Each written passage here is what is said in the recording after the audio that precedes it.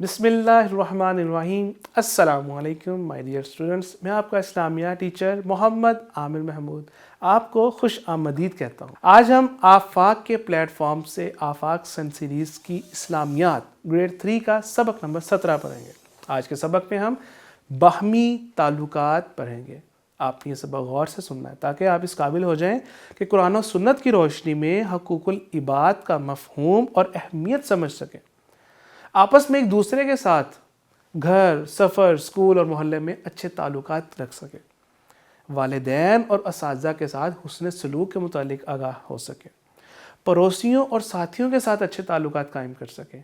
बहन भाइयों से ताल्लुकात और हुस्न सलूक के मुतालिक आगाही हासिल कर ले। ख़वातीन के एहतराम को समझ कर उस पर अमल कर सके। रिश्तेदारों से हुस्न सलूक के बारे में जान सके और उसको अपनी अपनी ज़िंदगी का हिस्सा बना सके। प्यारे बच्चों, आप बताएं, आपके घर में कौन कौन लोग हैं? आप अपने घर वालों के साथ कैसे पेश आते हैं? आप अपने बड़ों का ख्याल कैसे रखते हैं? शाबाश माय डियर स्टूडेंट्स, हमारे इर्द गिर्द रहने वाले चंद लोग आपके सामने पिक्चर्स में शो हो रहे हैं। आपको आप इसकी निशानदही करते जाएं। बाहमी ताल्लुकात किसे कहते हैं? माशरे में इंसान एक दूसरे के साथ मिलजुल कर रहता है, उनका वास्ता एक दूसरे से पड़ता रहता है। ऐसे में इंसान पर कुछ फ़राइज़ और ज़िम्मेदारियां आयद होती हैं जिन्हें हुकूक कहते हैं। जिन्हें क्या कहते हैं?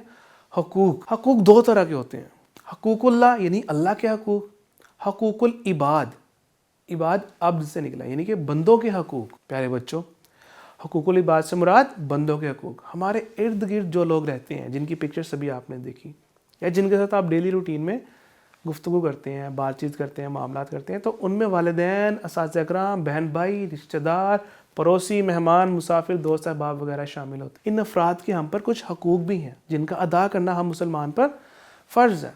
हमारे नबी सल्लल्लाहु अलैहि वसल्लम ने फरमाया, बड़ों की ताज़ीम और तौक़ीर करो यानी उनका अदब एहतराम करो, छोटों पर शफ़क़त करो, तुम जन्नत में मेरी रिफ़ाक़त पालोगे यानी कि मेरे साथ रहोगे। बड़ों के अदब के मुतालिक हमारे नबी सल्लल्लाहु अलैहि वसल्लम ने फरमाया, तुम्हारे बड़ों के साथ ही तुम में खैर व बरकत है। अब हम वालिदैन के हकूक़ जानेंगे।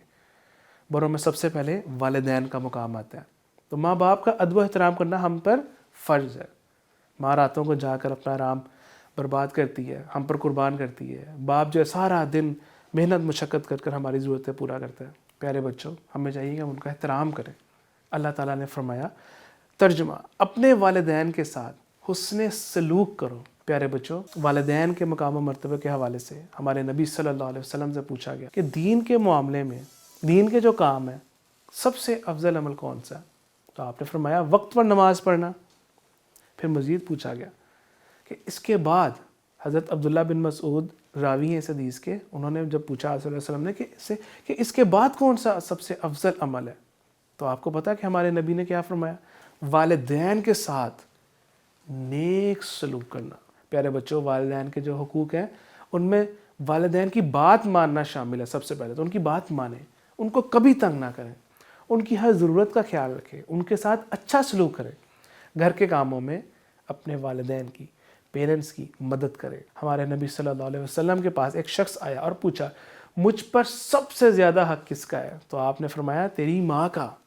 उसने दोबारा यही पूछा तो फिर फरमाया कि तेरी माँ का हक़ है तुझ पर सबसे ज़्यादा। फिर उसके बाद जब तीसरी बार पूछा, आप सल्लल्लाहु अलैहि वसल्लम ने फरमाया तुम्हारी माँ का, यानी कि वालिदा जो है उनका इतना हक़ है कि 3 मरतबा पूछे जाने के वक्त जब 3 बार पूछा गया आप सल्लल्लाहु अलैहि वसल्लम से, तो फरमाया कि वालिदा। कुरान मजीद में अल्लाह ताला ने वालिदैन के लिए हमें दुआ भी सिखाई है। हमें चाहिए कि उस दुआ को हम डेली पढ़ें। जो दुआ है वो ये है कि रब्बिरहमहुमा कमा रब्बयानी सगीरा, जिसका तर्जमा है, ऐ मेरे रब, जिस तरह इन्होंने यानी कि पेरेंट्स ने, वालिदैन ने मुझे बचपन में पाला, इसी तरह तू भी इन पर रहम फरमा। प्यारे बच्चों, अब बहन भाइयों के भी हम पर कुछ हकूक़ हैं। हम डेली उनसे बातचीत करते हैं, तो हमें चाहिए कि जो उनके साथ जब हम बात करें तो हमें जिन हकूक़ का ख्याल रखना है, जो हमें दीन ने बताया कि हमारे नबी सल्लल्लाहु अलैहि वसल्लम ने फरमाया, वो हम में से नहीं जो हमारे छोटों पर रहम ना करे और हमारे बड़ों की इज़्ज़त ना करे। हमारे बहन भाई चाहे हमसे बड़े हैं चाहे हमसे छोटे हैं, हमारे ऊपर फ़र्ज़ है हमारे ऊपर कि हम उनके हकूक़ का ख्याल रखें। फॉर एग्ज़ाम्पल, बड़े बहन भाइयों से हम अदब और एहतराम से पेश हैं, ان کی بات مانیں، کاموں میں ان کی مدد کریں، ان کی ہیلپ کریں، ان کی نصیحتوں پر عمل کریں. چھوٹے بہن بھائیوں سے پیار محبت سے پیش آئیں، ان کے ساتھ کھیلیں، ان کو وقت دیں، ان کی مدد کریں، ان کے ساتھ مل جل کر رہیں. اگر ان سے کوئی غلطی ہو جائے تو انہیں معاف کر دیں. اسی طرح رشتہ داروں کے حقوق. پیارے بچوں، رشتہ داروں میں جیسے ہمارے چچا، ماموں، خالہ، پھپھو وغیرہ شامل ہیں. احادیث مبارکہ میں آیا کہ حسن سلوک جو ہے وہ صلہ رحمی ہے. رشتہ داروں سے حسن سلوک صلہ رحمی ہے. جیسا کہ قرآن مجید میں فرمایا گیا کہ جس کا ترجمہ ہے، کہہ دیں کہ میں تم سے کوئی صلہ نہیں مانگتا، البتہ یہ چاہتا ہوں کہ تم رشتہ داری کی محبت کو قائم رکھو. جو رشتہ دار ہیں ان سے اچھے انداز سے پیش آؤ. ہمارے نبی صلی اللہ علیہ وسلم نے اس حوالے سے فرمایا، جو شخص چاہے کہ اس کی عمر میں وسعت ہو، برکت ہو، لمبی ہو اس کی عمر، اس کی روزی فراخ ہو، اس کی یہ روزی یعنی کہ وہ جو کماتا ہے اس میں وہ زیادہ ہو، تو وہ صلہ رحمی کرے. پیارے بچوں، رشتہ داروں کے کیا حقوق ہیں؟ ہم جب بھی ان سے بات کریں اچھے انداز سے بات کریں، ان سے اچھے سلوک سے پیش آئیں، خوشی غمی میں ان کے ساتھ شامل ہوں، ایک پیار و محبت کا تعلق قائم رکھیں، ان کی ضروریات کا خیال رکھیں. جو محتاج یا مفلس رشتہ دار ہیں، ضرورت مند ہیں، ان کی مدد کریں. ہمیشہ ادب و احترام سے پیش آئیں. اسی طرح اساتذہ کے بارے میں بھی ہمیں ہمارے اسلام نے، ہمارے دین نے حقوق بتائے ہیں. ہمارے نبی صلی اللہ علیہ وسلم نے فرمایا، بے شک میں معلم یعنی ٹیچر بنا کر بھیجا گیا. استاد کا پیشہ ہمارے نبی کا پیشہ ہے، اس لیے ہمیں چاہیے کہ ہم اپنے اساتذہ کا ادب کریں. وہ ہمارے روحانی باپ ہوتے ہیں، ہمیں بہت کچھ سکھاتے ہیں. ہمیں ان کا ادب کرنا چاہیے، ان کی نصیحتوں پر عمل کرنا چاہیے، ان کا کہنا ماننا چاہیے. اسی طرح پڑوسیوں کے حقوق. پڑوسی وہ کون ہوتے ہیں؟ جو ہمارے ارد گرد رہتے ہیں، ہمارے گھر کے ساتھ والا گھر، سامنے والا گھر. تو جو ہمارے گھر کے آس پاس گھر ہیں وہ ہمارے پڑوسی کہلاتے ہیں. اور ہمارے نبی صلی اللہ علیہ وسلم نے پڑوسیوں کے حقوق کے متعلق فرمایا، جو شخص اللہ تعالیٰ اور آخرت کے دن پر ایمان رکھتا ہو اسے چاہیے کہ وہ اپنے پڑوسی کو تکلیف نہ پہنچائے. مزید فرمایا، اللہ کی قسم وہ شخص مومن نہیں ہو سکتا جس کا پڑوسی اس کے شر سے محفوظ نہ رہے. پیارے بچوں، پڑوسیوں کے حقوقوں میں شامل ہیں کہ پڑوسیوں کا احترام کریں. پڑوسیوں کے حقوق میں سب سے پہلے کیا کہ پڑوسیوں کا احترام کریں. کوئی پڑوسی اگر بیمار ہو جائے تو اس کی بیمار پرسی کریں، حال پوچھنے جائیں، ان کی خوشی غمی میں ان کے شریک ہوں، مصیبت میں ان کی مدد کریں. جن باتوں سے ان کو تکلیف پہنچے ان باتوں سے بچیں، آپس میں ایک دوسرے کو تحفے دیں. مائی ڈیئر اسٹوڈنٹس، پڑوسیوں سے حسن سلوک کے متعلق مزید ہمارے نبی صلی اللہ علیہ وسلم نے فرمایا کہ اللہ کے نزدیک سب سے بہتر دوست وہ ہے جو لوگوں میں اپنے دوست کے لیے سب سے بہتر ہے، اور اللہ کے نزدیک سب سے بہتر پڑوسی وہ ہے جو اپنے پڑوسی کے لیے بہتر ہے. اسی طرح ساتھیوں کے یعنی کہ جو ہمارے ارد گرد جو دوست ہیں ہمارے، ان کے حقوق. انسان اپنے ساتھیوں اور دوستوں سے ہی پہچانا جاتا ہے. اچھے اور نیک دوست اللہ تعالیٰ کی بہت بڑی نعمت ہوتے ہیں. ہمارے نبی صلی اللہ علیہ وسلم نے فرمایا، اچھے دوست اور برے دوست کی مثال ایسی ہے جیسے مشک یعنی خوشبو بیچنے والے اور بھٹی دھونکنے والے کی. یعنی کہ مشک والا، یعنی کہ آپ اگر کسی ایسی دکان پہ جاتے ہیں جو ایک عطر کی دکان ہے، پرفیومز کی، چاہے آپ اس سے کوئی چیز نہیں بھی خریدتے تو آپ سے پھر بھی خوشبو آتی ہے جب وہ واپس آتے ہیں. تو یہ اچھے دوست کی مثال ایسی ہے. اور جو برا دوست ہے اس کی مثال ایسی ہے کہ ایک شخص جو اینٹیں بناتے ہیں لوگ، اگر وہاں جاتے ہیں، اگر وہاں پہ جو ایک ان کا ایریا ہوتا ہے اس ایریے سے اگر آپ گزرتے ہیں تو چاہے آپ وہاں نہ بھی ٹھہریں تو وہ کچھ نہ کچھ آپ کے کپڑوں پہ کوئی چیز اڑ کے گر جائے گی، جلا دے گی اس طریقے سے. تو یہ مثال دی گئی کہ اچھے دوست کی مثال کیا اور برے دوست کی. تو ہمیں چاہیے کہ ہم اچھے دوستوں کو اپنائیں. ان دوستوں کے، ان ساتھیوں کے بھی حقوق ہیں. ان سے اچھا سلوک کریں، ان کی غمی خوشی میں ان کے ساتھ ہوں، ان کی ضروریات کا خیال کریں.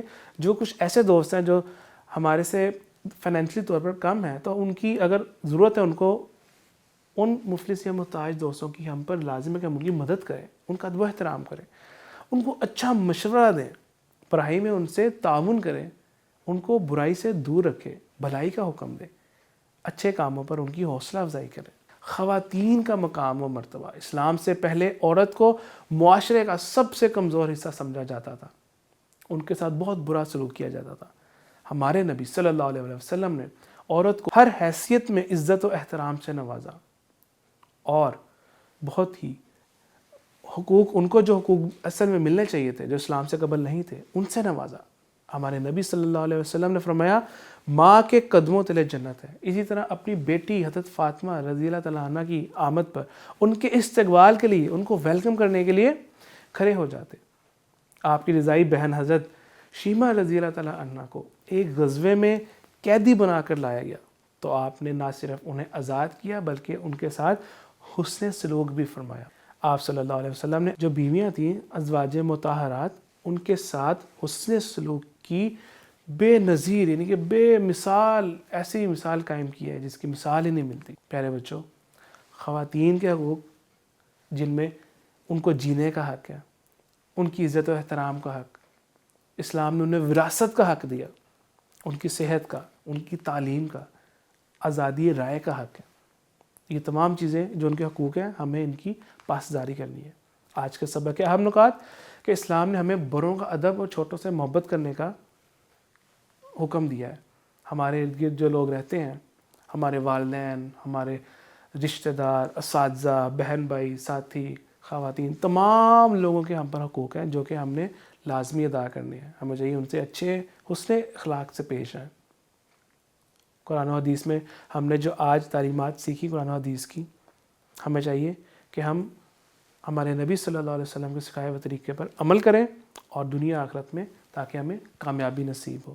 یہ ایکٹیویٹی جس کو آپ نے پرفارم کرنا ہے، جس سے آج کے سبق کی مزید پختگی ہو کہ ہمارے گھر کے آس پاس رہنے والے افراد کیا کہلاتے ہیں؟ پڑوسی. شاباش. حقوق العباد کا مطلب ہے بندوں کے حقوق. حقوق العباد کا مطلب ہے بندوں کے حقوق. نبی اکرم صلی اللہ علیہ وسلم نے عمر میں وسعت کا ذریعہ قرار دیا.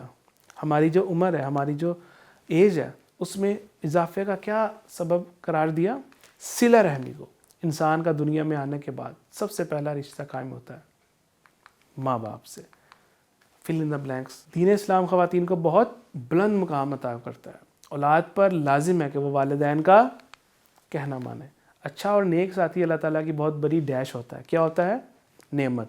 استاد جب پڑھا رہے ہوں تو اسے مہذب طریقے سے، اچھے طریقے سے سننا چاہیے. رشتہ داروں سے تعلق توڑنے والا کیا نہیں ہو سکتا؟